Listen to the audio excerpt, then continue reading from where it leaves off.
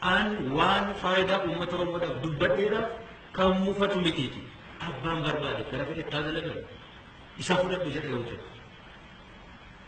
Ani maabara dhuguudhaan miti yookiin sabala gabreenii xuwwaa fudhachuudhaan miti kanan mudhanatti makara. Uummata kanaaf qabsoofna jennee erga dhaabbanneeti. We have to protect the interest of these people. Sanaaf hojjechuu. Nu kana goone immoo rakkin ta'u kan nuun jedhamee kan nurratti qabsaa'u, kan nu waliin qabsaa'u.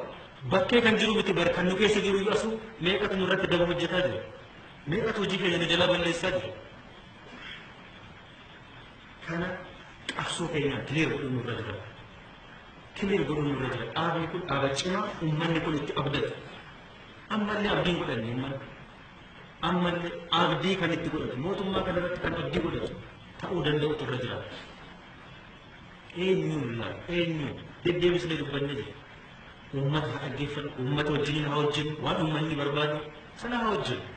Waa biraa miti kun rokkee saayinsii bira haa uumnu dandeettii keenyaa olii uummataan jennee miti kan fedhii kan akkasii hin qabnu miti. Hawwii akkasii qabu. Waan uummanni barbaadu haa hojjennu uummataaf jennu. Sadarkaa kamittuu haa ta'u eessattuu haa ta'u waan fedhii faayidaa uummata kanaa irratti immoo qabsoofnee fi eegsisu. Eenyuun nu gaafate kooftii qabatti dhiyaanne waa'ee faayidaa addaa finfinnee waggaa 25 jalaa cufne irratti uggurree kan keenya eenyuun nu gaafate? Eenyuun nu gaafate? Eenyuu keenya fuulduratti dhaqee bahee deebi'uu qaba jedhee kan falme eenyu?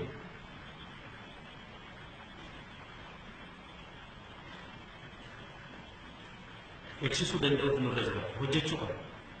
Opiidiyoo du'aan addawaayiidhaafis faayidaa qaba. Laamishoftuun opiidiyoo biyya kanaaf faayidaan qabu. Biyya kanaafis opiidiyoo cimaa. Namni akkasitti hin cime dhaabni kun cimuuf deema ta'a jedhee akka tireetitti ilaalu soo jiraatti dogongoradha. Dhaabni kun yoo cime mootummaan naannoo Oromiyaa yoo cime yuunitiin biyya kanaa biyyi kunis kan isheen cimuu dandeessu. Baruu qabanne kaanis.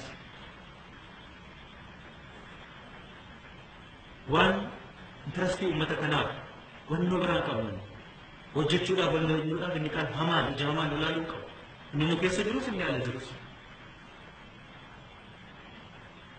Abbaan barbaade immoo ija diimee fudhachuu miti dhiigaa haa boora'u faayidaa uummata kanaaf nutu dura bu'ee qabsaa'uu qaba. Eegsisuu qaba.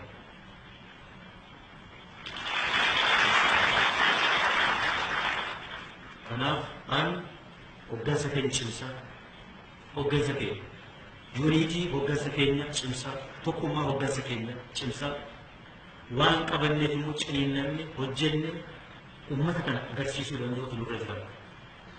Uummata kana nu wajjin ciniinfatee gubatee rakkate boqotti gadi qabate kana hamma tokko lapheessaa ceesuu danda'utu nurra jira hojjenne hojjenne immoo hin danda'a.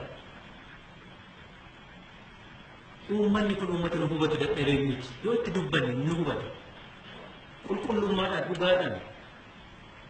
Amma isaan uummata keenya sa'aatii 3 odeessuun warraaqsa dimokiraasiimaatti waan qeessaa keessa jiru dhugaa jiru haqa jiru waan lapheessaa keessa jiru yoo itti dubbanne hin nu amana hin nu dhagaa hin arga hin beeka waan ta'eef.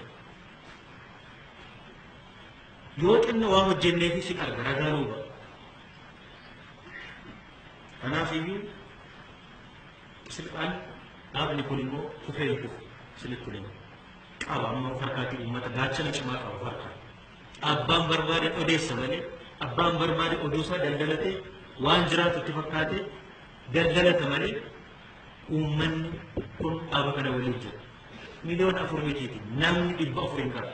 Yoo hogganamuudhaaf dhugaadhaan jiru. Namni 400 abbaan barbaade gara barbaadetti tolmaa jira.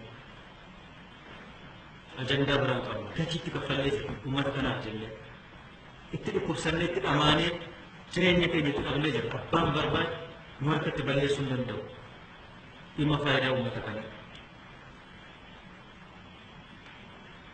Kanaafiyyuu an gamana jedhu kana keessaa baanee dhaabbannee uummata kana haa hooggannu.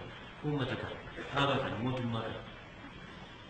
Sanammoo kan hooggannu laphee amma uummanni nutti deebise kana xuree keenya of keessaatu hattuu fi sobduu baaltitu gogaa nama jala galtee ittiin waa argachuudhaaf yaadduu kana warra suusii hannaa qaban kan of keessaa baasu of keessaa yoo baasne duuba malee xurii qabanne toluu himannoo nu argee uummanni nu wajjin ta'uu danda'u waan ta'eedha.